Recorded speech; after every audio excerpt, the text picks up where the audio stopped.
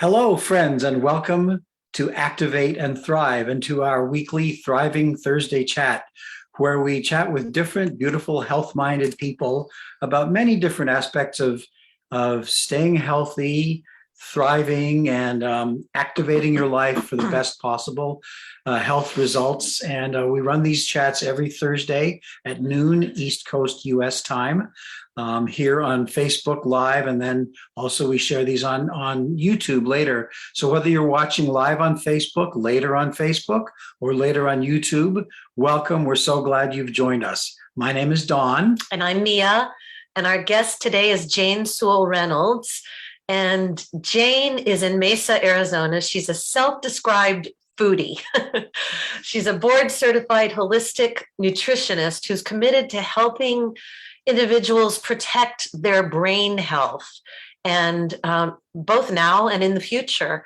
And after battling crippling anxiety herself and depression and brain fog for 6 years, and discovering that the key to healing was in her food choices and targeted nutritional therapies.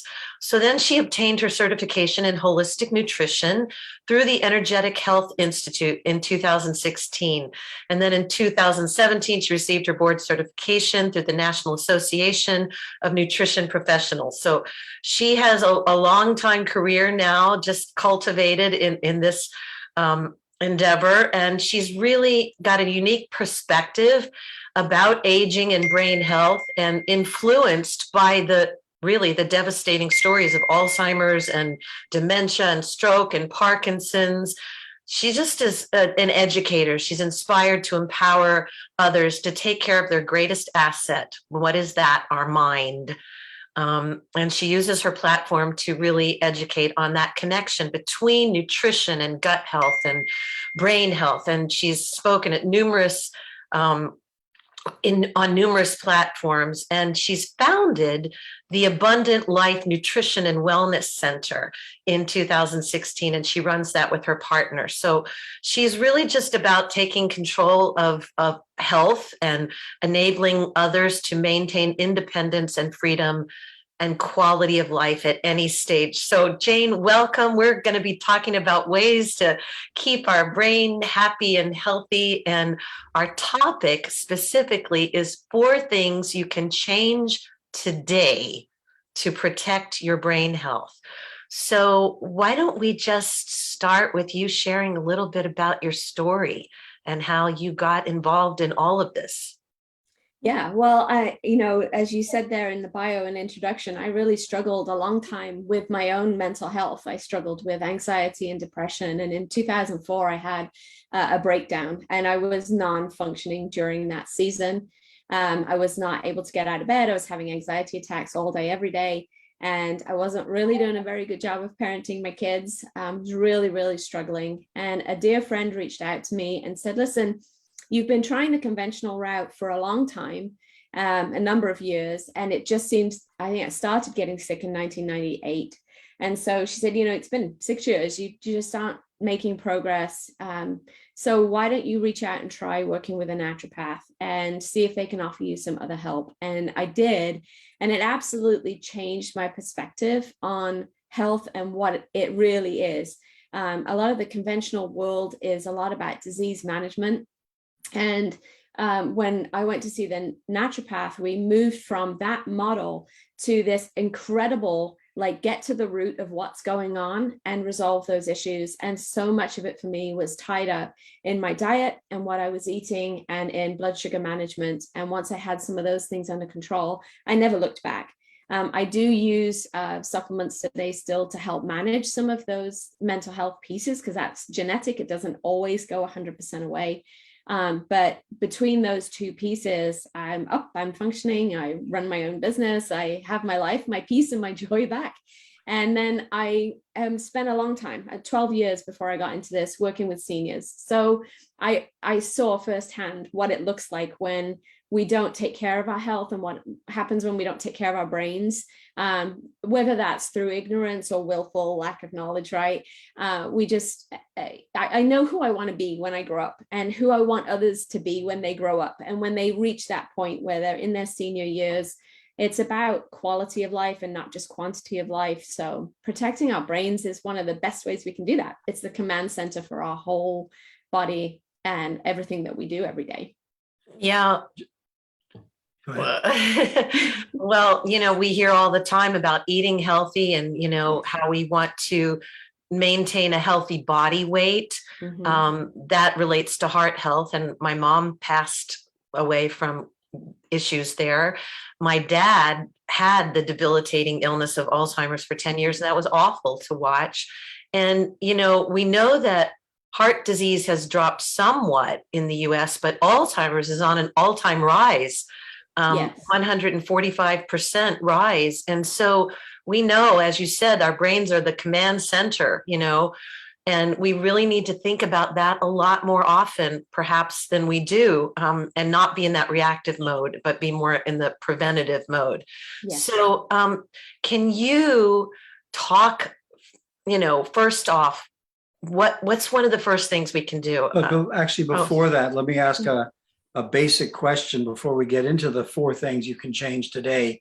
Do you find that people are not really thinking about their brain health? Like, I don't know that brain health is the first place we go. When we're thinking about being healthy, maybe we want to lose weight.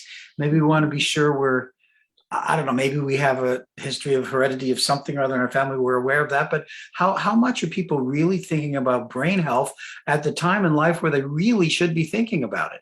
Right. I think most of us think about brain health the way that we think about retirement. Like, it's going to happen sometime, it's further in the future, and I don't really need to worry about it today. Right. That's a great point. I have a hard time kind of getting hold of people and kind of getting their attention. And I think that it has my attention wholeheartedly because I lost some of that function for a while. And so I realized how important it is when you've lost that and how critical it is to get it back.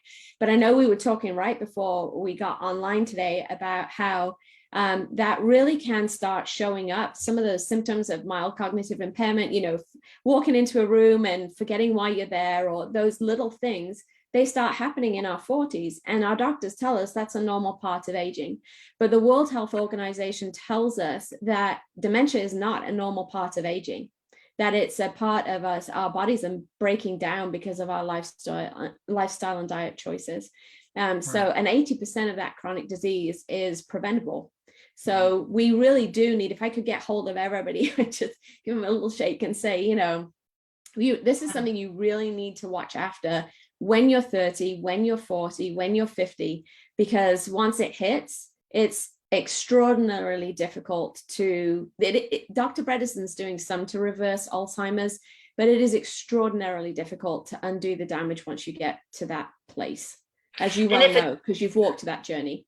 Yeah. And if we start recognizing those symptoms, if you will, in our 40s, isn't the damage taking place prior to that, even younger? Yeah.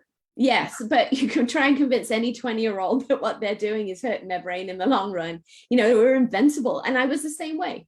We're invincible at that age, and we don't feel like anything's going to, nothing's going to take us down at that point in life. Right. And it isn't, I think, until we all go through some like little health crisis, or we see a loved one go through that health crisis, that it's really hits home and makes you think about what you need to start changing. That's great. So anybody who's watching right now knows that they really should be aware of their brain health now and be doing things to protect it. So now, share with us what are 4 things that we can change today in our habits? Right. So the first one is blood sugar regulation, which, this is the season and the holidays. So I'm coming in here preaching about, reducing our blood sugar levels right in the middle of holiday season, where there are snacks and treats and sugar absolutely everywhere. But it is one of the major culprits. High blood sugar and the amount of sugar that we put into our bodies is a culprit in many of the disease processes that we see going on, whether that's heart health or liver health, all of those things, right? So, and it's the same, it's true for our brains. It's impacts our brain health as well, very negatively. And there's 3 ways that it impacts us. And the first one is just with, when our blood sugar goes up and down like a yo-yo, it makes our moods go up and down like a yo-yo as well. And we know that kids, we talk about starting young. Let's start with our little kids. Stop feeding them sugar for breakfast. Like a box of cereal for breakfast is just pure sugar. And we're setting them up for behavior that spikes their restlessness, their aggression, their hyperactivity.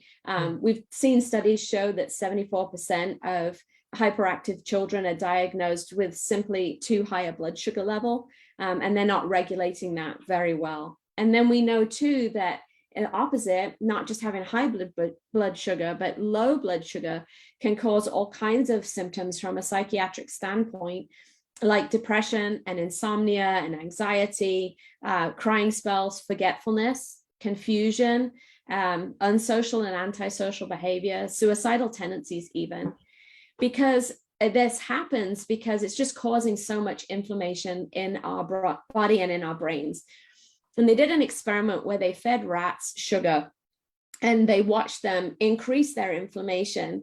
And in the process of trying to defend its brain from the inflammation, the body produces amyloid plaques. And those are the same plaques that we see in Alzheimer's disease that develops so much later on.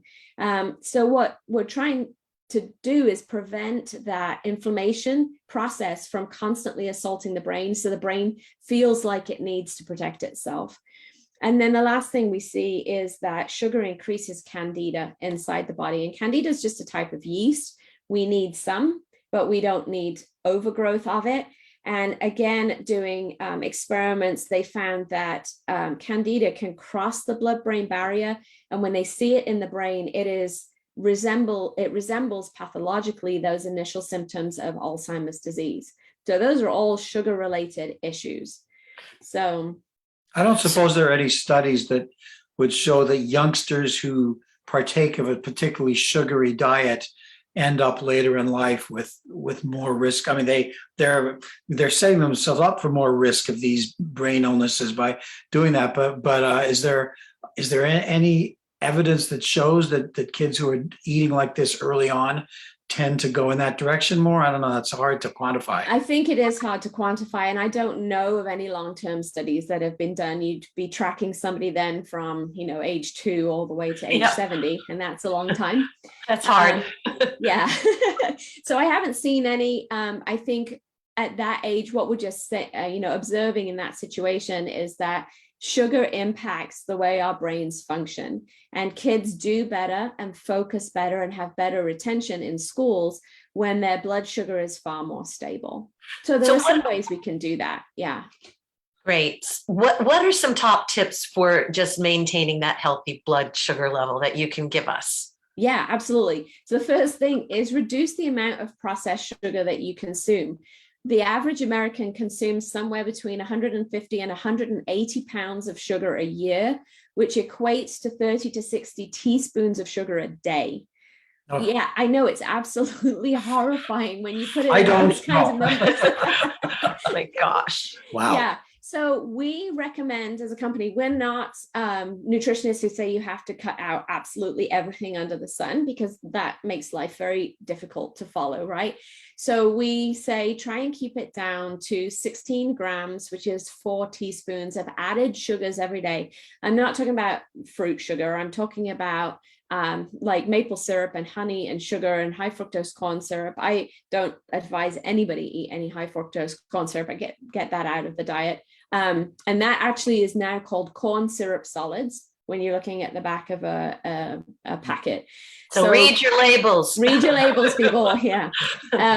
So really just reducing the amount of sugar that you're putting in. And when you start looking at the labels and you realize that a can of soda has 40 grams of sugar in it, and you just start thinking about how that adds up through the day, your bread, your ketchup, your yogurt, your dressings, like it's in everything. So the more you can prep from home, the more you have control over those things. If we could just suggest to anybody, please just stay away from sodas for many, many reasons. Yeah, that's just stay away from them. Drink water. Water is gorgeous. Or drink this wonderful healthy drink that I drink. We both drink every day. Absolutely. It's our brain drink. It's literally a brain drink. Keeping in mind the time frame we have and that we have 3 more areas of things we can change, can we pivot to number 2? We can, absolutely. So the number 2 is sleeping well. And that is just so critically important, because when you go to sleep at night, your brain goes to work and cleans out those amyloid plaques that are building up through the day. And especially when we're young adults working, I think we have a tendency to burn the candle at both ends. And the one thing we feel like we can do without is sleep. I hear people tell me, oh, I'm fine, I can get by on 5 hours of sleep a night. But ideally, we need to be getting 7 to 8 hours of sleep every single night, because it affects REM sleep, especially in deep sleep, help us to store new information, complex information like new languages, and how to do things like learning to play a piano.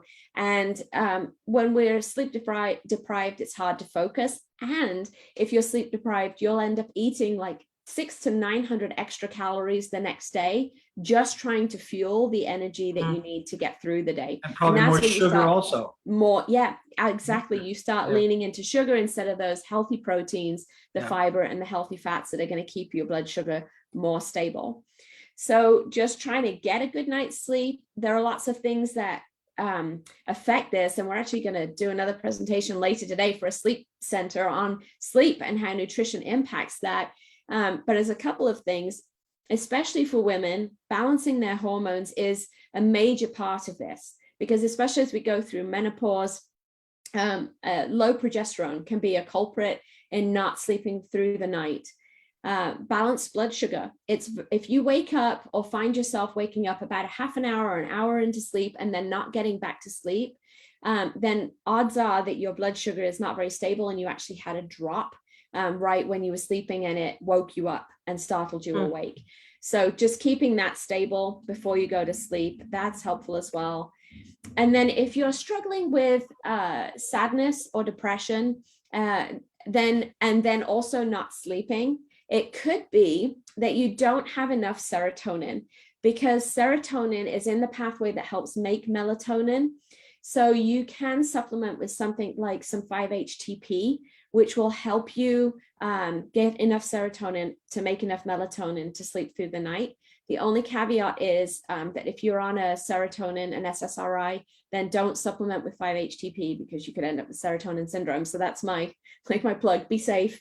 But it's worth looking into those things, right, as well. And then a good sleep routine as well, which is just crucially important. I forget about this all the time. It takes half an hour to get ready for bed. So allow yourself. It takes me half hour to get ready. Right? Don't go up to bed at 10 if you want to go to sleep at 10. Can you say something about like taking sleeping pills? Because you're talking about things you can do to sleep, but they're natural. Many people are going to turn to, some medicinal aid to get to sleep. Yes. Well, and you mentioned 5-HTP. Can you expand on that just a little bit too? Yeah, 5-HTP is in the pathway that makes serotonin. So we have tryptophan, which we know we get, like everybody ask them, where do you get tryptophan? And they'll tell you Turkey. I always get sleepy after Thanksgiving dinner. So it's in, right, tryptophan is in a lot of our meats. It converts to 5-HTP in the body with certain cofactors. That converts into serotonin, and that converts into melatonin. So melatonin is a supplement that you can take as well that will help you. It may help you sleep. If you're low in melatonin, it will help. So I think 1 to 3 milligrams is the dose. I'd have to double check. But then the medicinal sleeping aids actually end up doing your brain far more harm than good over time. And there's been studies that have shown that they are actually detrimental to your brain health and may contribute to dementia later in life. So if you can do more natural stuff, the more natural the stuff that you do, the better it is for your body and brain.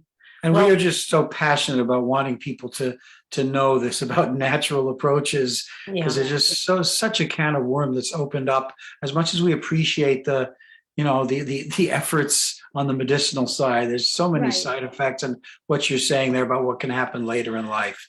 So yeah, absolutely. I mean, we're all huge educators of, getting things, and I think this speaks to your third point. Getting the toxins out of our lives, our lifestyle, because we're so bombarded by our environment, by the environment in which we live. And we know that Americans have so many more toxic chemicals than Europe does. They've gotten rid of so many more. And so can you speak about, Number three, nice pivot over to number three. Yeah, because, oxidative stress, of course, is at the root cause of all of this. And we educate about that a lot, Right. And reducing oxidative stress. And so can you speak about how you confront the toxic overload that we all have to navigate through? Yes. So I just spoke to a guy yesterday who was telling me that his mom developed Alzheimer's because of her exposure to heavy metals in her career. She had done metal etching and dipped the metal etchings into acid for her entire life and developed Alzheimer's, even though she had no genetic predisposition to it. And they're believing now that it was, as a family, they believe it was the toxic metal overload. And there's a lot of people that just mainstream science doesn't necessarily hold that toxic chemicals cause disruption to the brain, but that's not what we see in practice. We see documented cases of people taking out their mercury fillings and replacing them with composite fillings and improving their cognitive function. And we know that exposure to lead and mercury and organophosphates, which are pesticides, have collectively forfeited us 41 million IQ points. Wow. So it really does impact how our brains work. 41 million? 41 million IQ points. That's everybody. Don't worry, it's not just you. It's not just one person. It's I know, but that's enormous. Yeah, that's huge. So there's some things that you can do because, we are in an environment where it's everywhere, but there's a lot of things you can do today to just clean up your life. You can stick to organic foods because you're going to reduce your pesticide exposure exponentially. And yes, it doesn't mean it's 100% gone, but the reduction is so great that you're giving your body a fighting chance. I love talking to people about replacing their household cleaners. They are so toxic.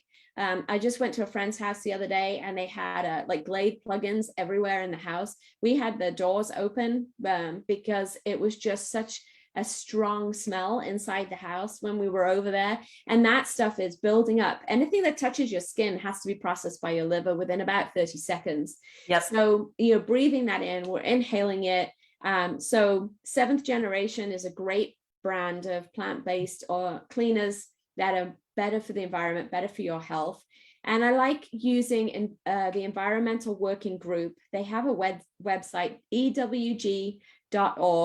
And they have one there, if you /skin deep, you can look up household cleaners, you can look up cosmetic products, right? Our lipsticks, our makeup, how much our lipstick skincare, our hair care. Yeah, our hair products, all of that stuff. So I use organic makeup, I use organic clean shampoo and hairspray, just trying to make those little incremental changes in our family.